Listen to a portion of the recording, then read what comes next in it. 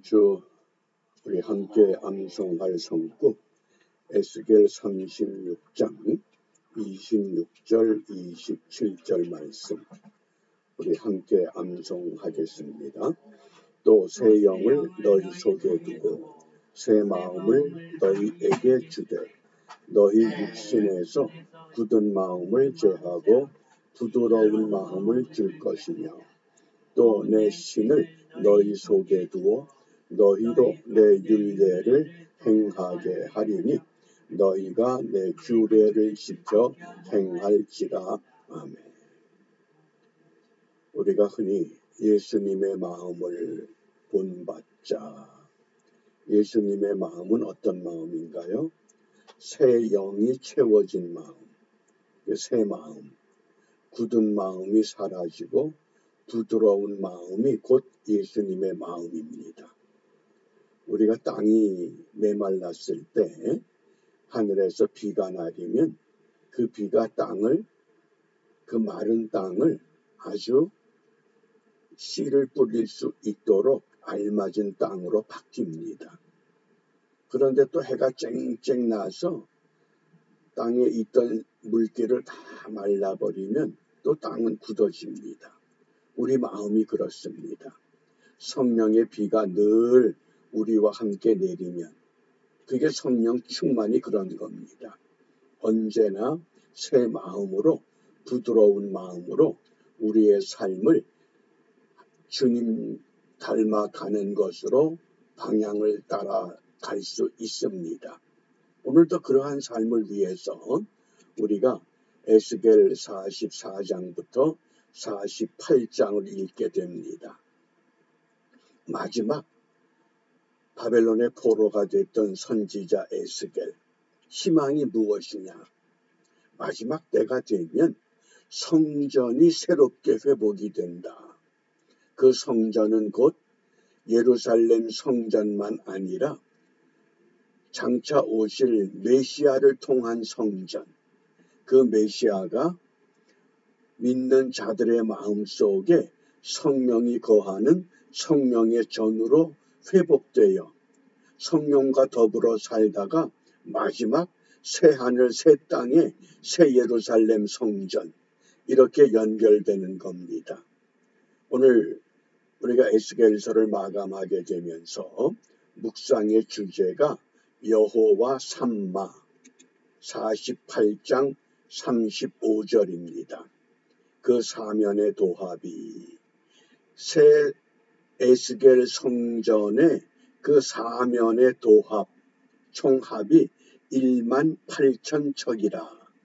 그날 후로는 그 성읍의 이름을 여호와 삼마라 하리라. 여호와 삼마, 여호와 하나님이 그곳에 계신다. 그런 뜻이죠. 그래서 18,000척.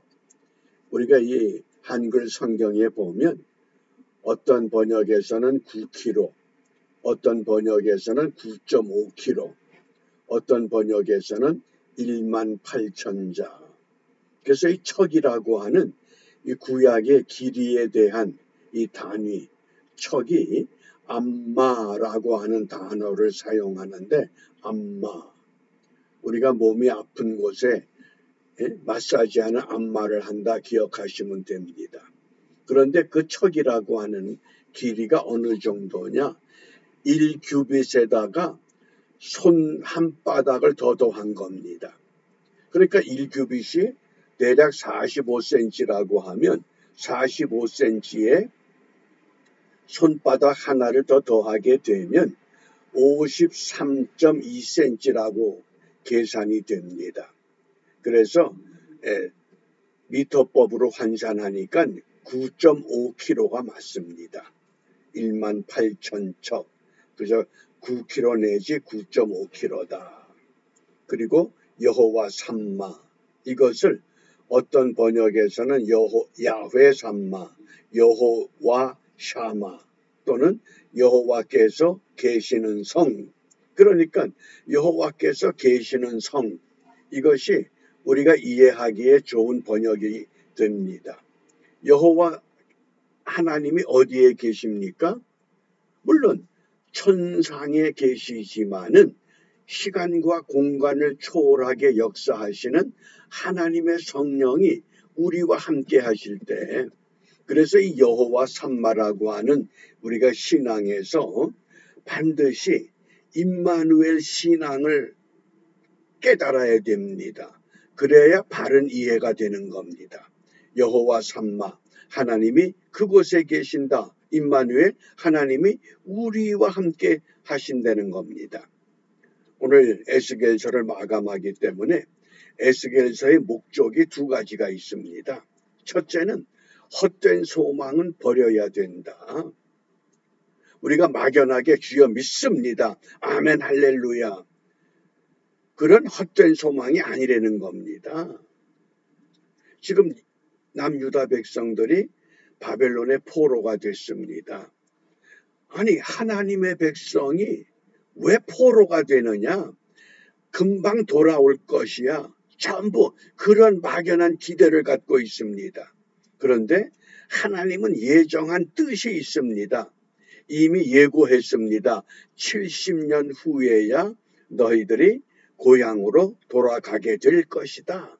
그러니까 우리가 신앙생활하면서 어떤 막연한 기대, 막연한 소망, 그것은 바람직한 신앙의 자세가 아닙니다. 하나님이 정확하게 원하시는 뜻, 그것을 우리가 분명히 알아야 됩니다. 하나님은 하나님이 의도하신 뜻이 있습니다. 어떤 환경에 의한 뜻도 있고 또 하나님이 절대적인 의도하는 뜻이 있기 때문에 그 하나님의 절대적인 뜻을 깨달을 때까지는 우리가 주님 앞에 더 가까이 나가야만 합니다. 그 다음에 두 번째, 이 에스겔서의 목적은 선지자 에스겔도 바벨론의 포로가 되어 있습니다. 내가 선지자이기 때문에 하나님이 나를 지켜주실 것이야. 그런 것이 아니라는 겁니다. 하나님은 하나님의 백성들을 하나님의 뜻 가운데 세우기 위해서 어떻게 하신다? 때로는 징계를 통해서 깨닫게 하신다는 겁니다. 그런데 이걸 미처 알지 못했던 유다 백성들이 아니 우리가 믿는 하나님은 참신이야. 참 이스라엘의 하나님이야. 그러면 우상을 숭배하는 바벨론 사람들에 의해서 우리가 포로가 된 것이라면 참 하나님이 우상에게 밀린 것 아니냐. 우상에게 패배한 것 아니냐. 이런 생각을 갖게 된다는 겁니다. 내가 그렇게 금식하며 절야하며 하나님께 울부짖었는데 하나님이 들어주지 않아. 그럼 하나님이 안 계신 거 아니야? 그런 사고입니다. 그런 것이 아니라 하나님의 신이 패배한 것이 아니라 여호와 삼마, 하나님은 너희들이 포로로 끌려간 그곳에도 함께 하신다. 그것을 말씀하는 겁니다. 다만 너희가 포로가 된 것은 무엇 때문이다? 너희들의 죄악 때문이다. 그 죄악이 뭡니까? 죄악을 크게 두 가지로 말합니다. 첫째는 영적인 행음, 우상 숭배를 말합니다. 그 다음에 또 하나는 육적인 행음, 이게 간음을 말합니다. 너희들이 이러한 것 때문에 이 포로가 된 것이지 하나님의 신이 우상에게 밀린 것도 아니고 패배한 것 아니다. 이것을 분명히 기억하라고 말씀합니다. 그러므로 우리가 이 여호와 삼마라고 하는 이 용어에서 어떤 신앙을 가져야 되느냐? 그게 임마누엘 신앙입니다. 임마누엘은 우리가 잘 아는 대로 하나님이 우리와 함께 계신다. 임마, 이게 계신다. 우리라고 하는 복수입니다. 하나님이 우리와 함께 계신다. 임마누엘이라는 용어가 성경에 3번 사용되는데 그 첫 번째가 이사야 7장 14절입니다. 그러므로 주께서 친히 징조로 너희에게 주실 것이라. 보라 처녀가 잉태하여 아들을 낳을 것이요 그 이름을 임마누엘이라 하리라. 그래서 장차 오실 메시아 여호와 삼마의 그 예언된 것을 이루어내실 그 이름이 임마누엘이시다. 또 이사야 8장 8절입니다. 흘러 유다에 들어와서 창이라고 목에까지 미치리라. 임마누엘이여 그의 펴는 날개가 내 땅에 편만하리라.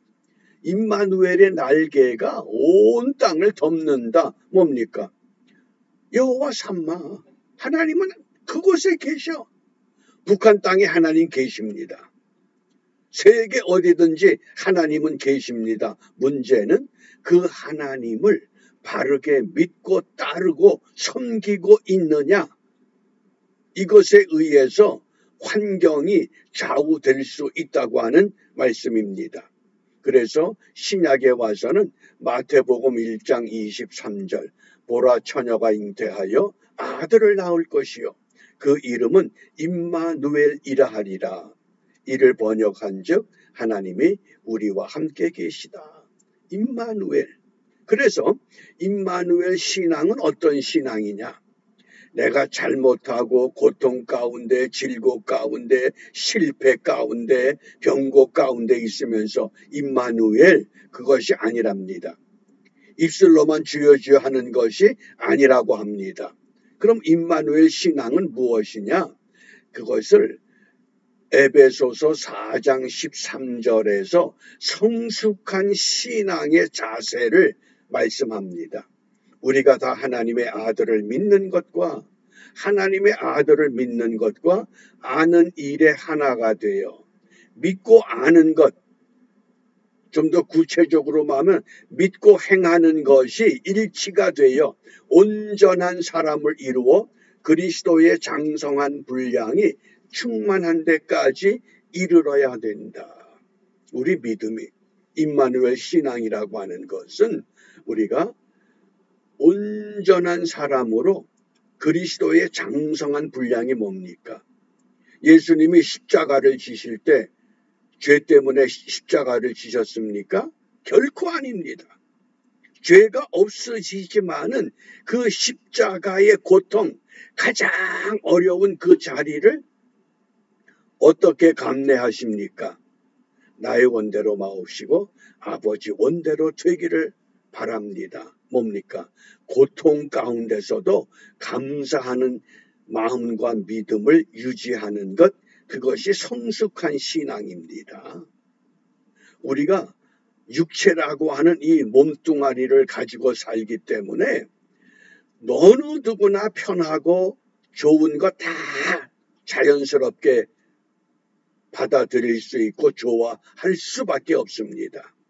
그런데 육체를 지닌 사람이 어떤 고통과 어떤 어려움과 어떤 환난과 어떤 질고 그 가운데서 주님 감사합니다. 결코 쉬운 거 아닙니다. 그래서 성숙한 신앙은 고통을 감사할 줄 아는 신앙입니다. 감사함으로 받습니다. 왜?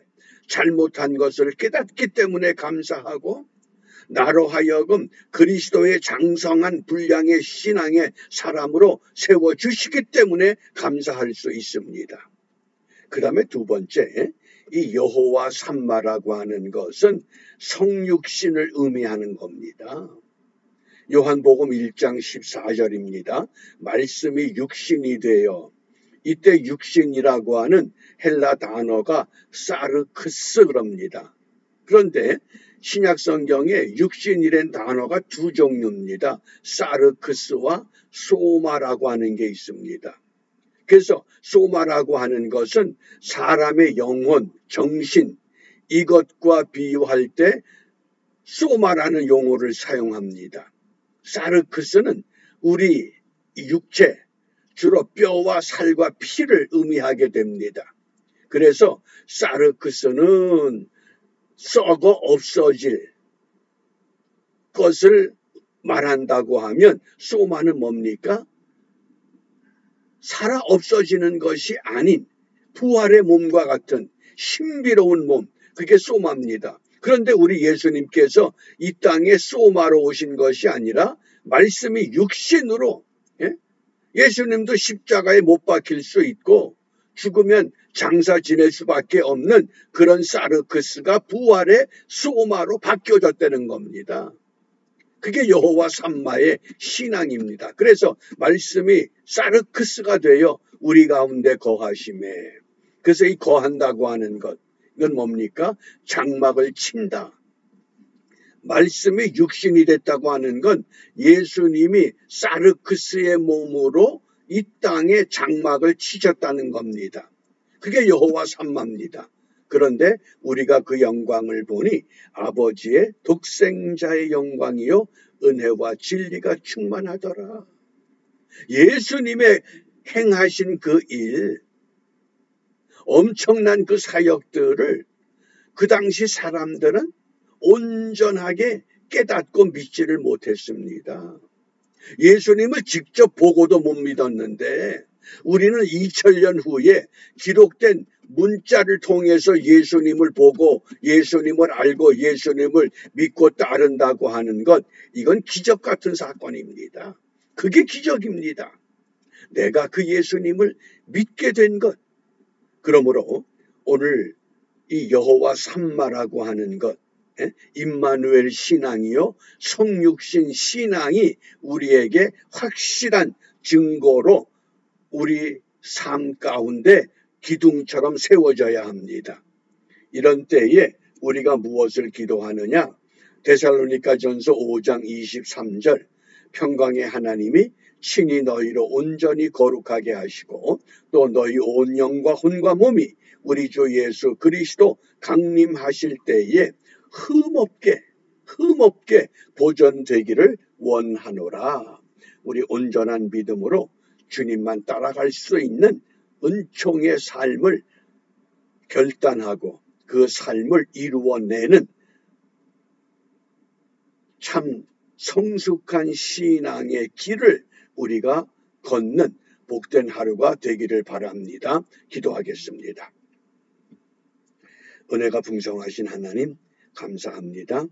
그 많은 사람들 가운데 나와 같은 사람을 하나님의 백성으로 불러주시고 이제까지 주님을 믿고 주님을 따라갈 수 있게 하심을 진심으로 감사합니다.